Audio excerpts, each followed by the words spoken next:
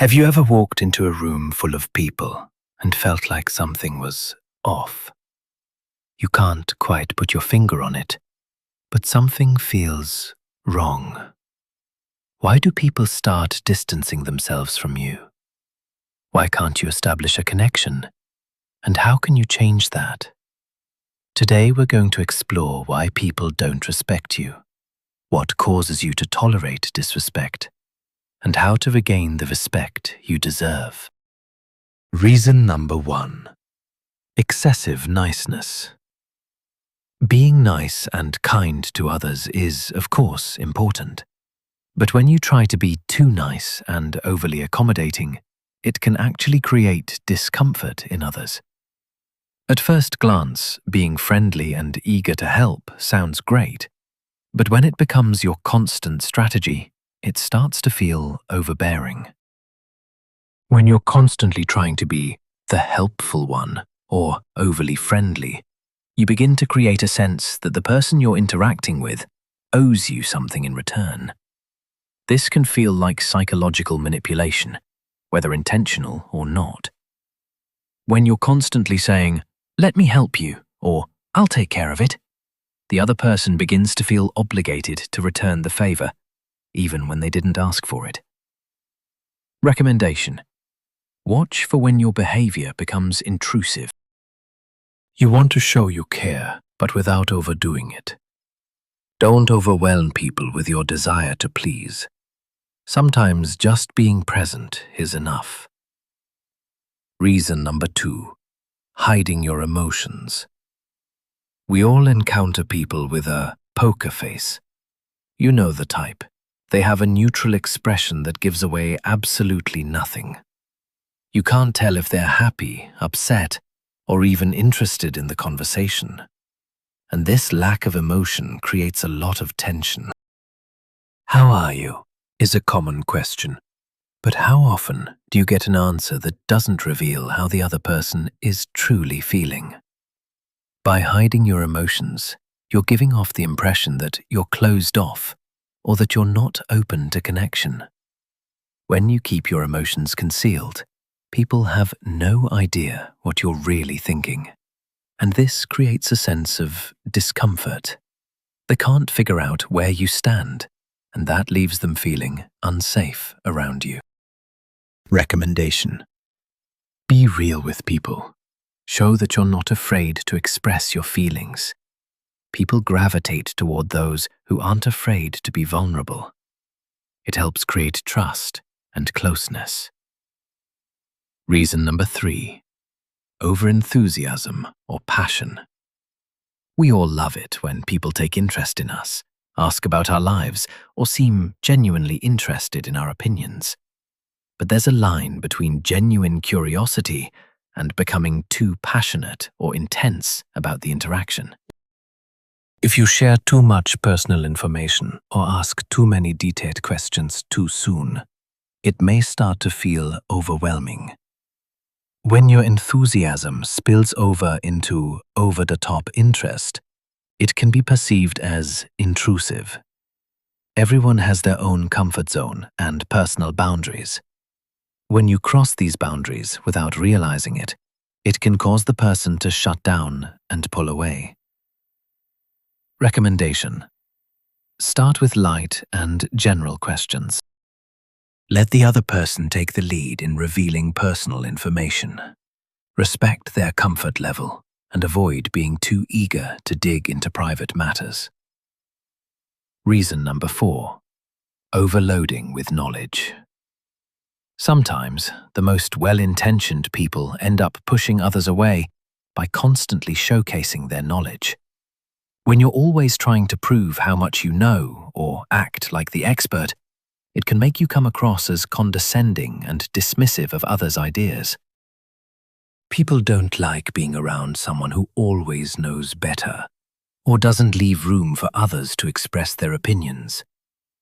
While knowledge is valuable, it's important to realize that people prefer someone who listens as much as they speak. Recommendation: instead of constantly offering your expertise, try to listen more and give others space to speak. Show that you value their perspectives and ideas, even if they don't align with yours. This builds respect and encourages a more balanced exchange. Reason number 5. Disregarding personal boundaries. Every person has their own personal boundaries, both physical and psychological. If you push these boundaries without realizing it, it can create a feeling of intrusiveness and disrespect. People begin to feel that their space and privacy are being violated, and this will cause them to distance themselves. When you continually overstep these boundaries, whether by asking too many personal questions or physically getting too close, it can make others feel uncomfortable, even if you don't mean to offend. Recommendation: learn to recognize and respect the boundaries of others. Notice their body language and adjust your approach accordingly. Everyone has different comfort levels, so it's important to pay attention to non-verbal cues and avoid forcing someone to reveal more than they're comfortable with. Psychological strategies to attract people to you. Now that we've explored the main reasons why we may push people away, let's talk about how you can change your behavior and become more attractive to others. There are certain psychological strategies that will help you build better relationships and attract people to you naturally. 1. Empathy and active listening. One of the most powerful ways to connect with others is by showing empathy. Empathy is the ability to not just hear what someone is saying, but to understand and feel their emotions. Active listening is the key to establishing empathy. When you actively listen, you're not just hearing the words, you're paying attention to the feelings behind them. Machiavelli taught that effective leaders must understand and connect with the emotions of those around them. When you show that you're fully invested in the conversation, you build a strong bond of trust. Instead of just saying, "I understand," go deeper. "That must be tough. How have you been dealing with it?" This approach creates a deeper connection and shows that you care. 2. Ask the right questions. If you want to connect with someone, the way you ask questions matters just as much as what you ask. Don't just ask generic questions like, "How are you?" or "What's new?" These questions tend to receive shallow responses. Instead, ask more thought-provoking questions that give people a chance to share deeper parts of themselves. For instance, instead of asking, "Do you like to travel?" try asking, "What's the most memorable trip you've ever taken, and why?" This gives your conversation partner the opportunity to reflect and share a meaningful story. Not only does this deepen the conversation, but it also shows the other person that you are genuinely interested in their experience. By asking the right questions, you create an environment where people feel comfortable sharing their thoughts and emotions, which naturally fosters a stronger connection. 3. Show genuine interest in others. People are drawn to those who show a true interest in them. Genuine curiosity about others' lives, experiences, and passions makes people feel valued. The more you ask questions, the more they will reveal themselves, and in turn, the more you will learn about them. But this doesn't mean being overbearing or interrogating the person. It's about finding that balance of being interested, but also respecting the pace at which the other person wants to share. For example, instead of saying, "Tell me everything about your career," you might say, "What's something in your career that you're really proud of?" This makes the person feel appreciated for their achievements and allows them to share something that matters to them. By showing that you value their input and their story, you build mutual respect, and people will be more likely to open up and connect with you. 4. Use humor to lighten the mood. Humor is one of the most powerful tools to connect with people. When used appropriately, humor can ease tension and make conversations much more engaging. However, it's important to be mindful of the type of humor you use. Avoid sarcasm or making fun of others, and instead, focus on light, friendly humor that everyone can enjoy. For example, in a stressful situation, you could say something like, "Well, it looks like this is the perfect moment for some coffee." It's a simple, non-invasive way to lighten the mood and bring some positivity into the conversation. Humor creates a sense of shared enjoyment and helps to make the interaction more relaxed and engaging. But it's important to ensure that your humor doesn't cross any boundaries or make anyone feel uncomfortable. 5. Body language and non-verbal communication. A huge part of communication happens through non-verbal cues. Body language can convey more than words ever could, so it's essential to be mindful of how you present yourself physically. Open body language, good posture, eye contact, and an approachable demeanor all play a key role in how people perceive you. When you are in a conversation, ensure that you face the person directly. Lean in slightly, but not too much, and maintain eye contact. These small adjustments can create a much stronger bond and signal that you are actively engaged in the conversation. Machiavelli emphasized that a leader's presence was a reflection of their power and influence. By displaying confident and positive body language, you make people feel comfortable around you, which encourages respect and trust. People tend to gravitate towards those who project confidence and openness. Now that we've covered some basic strategies, let's delve deeper into how you can use NLP, neuro-linguistic programming, and psychological tricks to influence conversations and attract people to you. 1. Mirroring and matching. One of the most powerful techniques in NLP is mirroring, subtly mimicking the behavior, tone, or speech patterns of the person you're talking to. When you mirror someone's body language, they subconsciously feel that you understand them, which creates a deep sense of connection. For example, if your conversation partner is sitting with their arms crossed, you might cross your arms briefly as well. If they speak slowly, you can adjust your speech rate to match theirs. This helps to create rapport, as it makes the other person feel like you are on their wavelength. Mirroring doesn't have to be exactly the same, but it should be natural and subtle. Overusing this technique can come off as artificial, so it's best to use it sparingly and in a way that feels natural to the flow of the conversation. 2. Pacing and leading. Another NLP technique is pacing and leading. This involves first matching the other person's energy and behavior, pacing, and then gently shifting the conversation or tone in a direction that you want, leading. This technique creates a sense of harmonious interaction and can help you guide the conversation without the person feeling coerced. For example, if your conversation partner is speaking slowly and thoughtfully, start by matching their pace. Once you've built rapport, gradually shift your own tone or energy level. This can encourage them to mirror your energy, making the conversation more dynamic and engaging.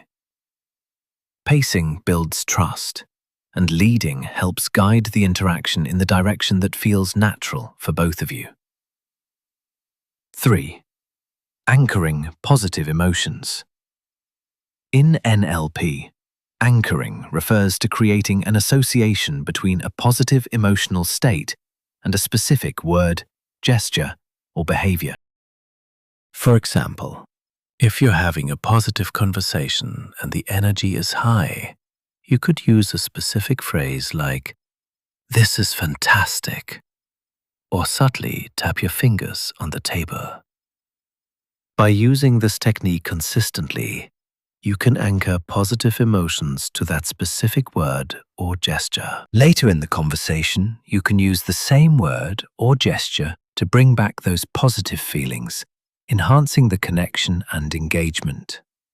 When used effectively, anchoring allows you to create a more powerful and lasting emotional impact in your conversations. Ending a conversation on a positive note. How you end a conversation is just as important as how you start it. Leaving a positive impression at the end ensures that people will remember you favorably and will want to engage with you again. 1. Summarize and show appreciation. As the conversation winds down, take a moment to summarize the key points you discussed and express appreciation for the time spent. For example, "It's been great talking with you today. I really enjoyed hearing your thoughts on that." This not only reinforces the positive aspects of the conversation, but also shows that you value the exchange. People feel heard and respected, which makes them more likely to want to continue the relationship. 2. Leave the door open for future conversations. If you enjoyed the conversation and want to keep in touch, don't hesitate to leave the door open for future interaction. You might say, "It was a pleasure speaking with you. I'd love to continue this discussion next time we meet." This sets the stage for future interactions and shows that you are genuinely interested in continuing the relationship. How to build strong, long-lasting relationships. Now that we've covered how to start, maintain, and end conversations effectively, let's talk about building long-lasting relationships. Having good communication skills is important, but it's the ongoing effort to stay connected and engaged that turns casual acquaintances into long-term, meaningful relationships. 1. Follow up and show genuine interest. Building strong relationships requires consistent engagement. After a conversation, follow up with a quick message or email referencing something you discussed. It shows that you remember the details and genuinely value the interaction. For example, "It was great chatting about that book you recommended. I started reading it, and it's fantastic." This kind of follow-up helps reinforce the bond and gives the other person the sense that they matter to you. It keeps the connection alive and opens up space for future conversations. 2. Stay consistent and be supportive. True connections are built through consistent support and encouragement. Check in on people, share relevant articles or experiences, and simply show that you're there for them. This doesn't mean constant texting or messaging, but keeping in touch and providing emotional support when needed. For instance, if someone you know is working towards a goal or going through a tough time, sending them a quick message that reads, "I know you've been working hard on this. Keep going. You're doing great," can make a huge difference. Support and encouragement go a long way in deepening relationships. 3. Be open to growth and change. Being a good conversationalist and maintaining a meaningful connection with others is about continuous self-improvement. You should always be open to feedback and willing to evolve. People are drawn to those who are flexible and open to learning, both about themselves and about others. If you want to become someone who others want to engage with, constantly work on your own personal growth and apply the insights you gain to your interactions with others. 4. Respect boundaries and give people space. As much as you want to connect with others, it's important to respect their personal boundaries. Don't push too hard for information or force someone to open up before they're ready. Let the relationship develop naturally. Respecting someone's need for space and time will ensure that they feel comfortable around you, which is essential for building trust and mutual respect. Using NLP and psychological techniques to influence conversations and relationships. At this point, you've learned how to start, maintain, and end conversations effectively. Now, let's explore how you can use NLP, neuro-linguistic programming, and psychological techniques to enhance your influence in conversations and create even more lasting connections. 1. The power of suggestion. One of the key aspects of NLP is the power of suggestion. People are often more likely to act on subtle suggestions than on direct instructions. Instead of telling someone what to do, frame your message in a way that feels like a natural choice for them. For example, instead of saying, "You should take this opportunity," try saying, "Many people who took this opportunity have had great success." It seems like a valuable step. The difference is subtle, but it makes the suggestion feel less like a command and more like a choice, which makes the person more likely to follow it. 2. Anchoring positive emotions. In NLP, anchoring is a technique where you associate a specific emotional state with a gesture or word. Over time, repeating the gesture or word triggers that same emotional state. For example, if you're having a great conversation and your partner is laughing or smiling, you could touch your hand lightly to your chin each time they laugh. Later on, you can repeat the gesture, and it will trigger that same positive feeling. Using this technique strategically can help you create stronger emotional connections and bring positivity to future conversations. 3. Pacing and leading. Pacing and leading is another important NLP technique. Pacing means matching the other person's body language, speech patterns, or energy level. Leading means subtly guiding them to shift their behavior or mindset. For example, if someone is speaking slowly and thoughtfully, you can start by matching their pace.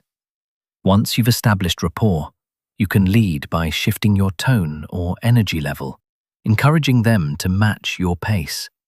This can help guide the conversation in the direction you want it to go, while maintaining harmonious interaction.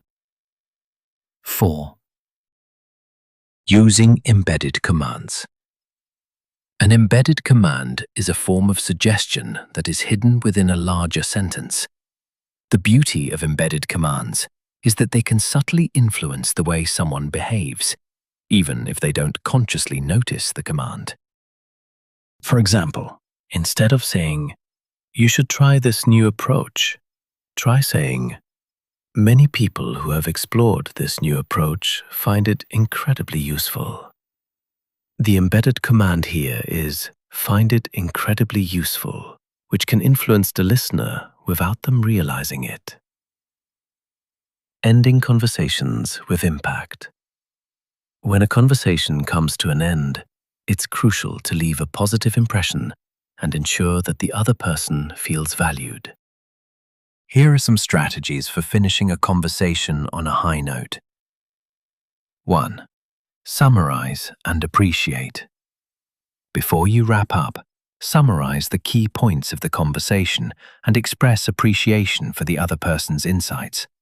For example, you could say, "It was great talking about that book you recommended. I'll definitely check it out." This shows that you value the conversation and the person's input, which will leave a lasting impression. Acknowledging the importance of the conversation lets the other person know you respect them and their opinions. 2. Leave the door open for future interactions. If you want to continue the relationship, don't hesitate to express your interest in future interactions. You might say something like, "It was great connecting today. I'd love to catch up again soon." This leaves the conversation open-ended and encourages future engagement, which is essential for nurturing long-term relationships. 3. Express gratitude and warmth. End the conversation with a note of appreciation. A simple statement like, "It was a pleasure talking with you. I really enjoyed our conversation," will leave the other person feeling good about the exchange and more likely to remember you favorably. At this point, you've learned how to effectively start and maintain conversations, use NLP to influence and engage people, and end conversations with impact. But the true key to becoming a magnetic person is to continue practicing these strategies and fine-tuning your approach. Remember, the key to success in conversation and relationships lies in your ability to adapt to each situation and to make others feel valued and understood.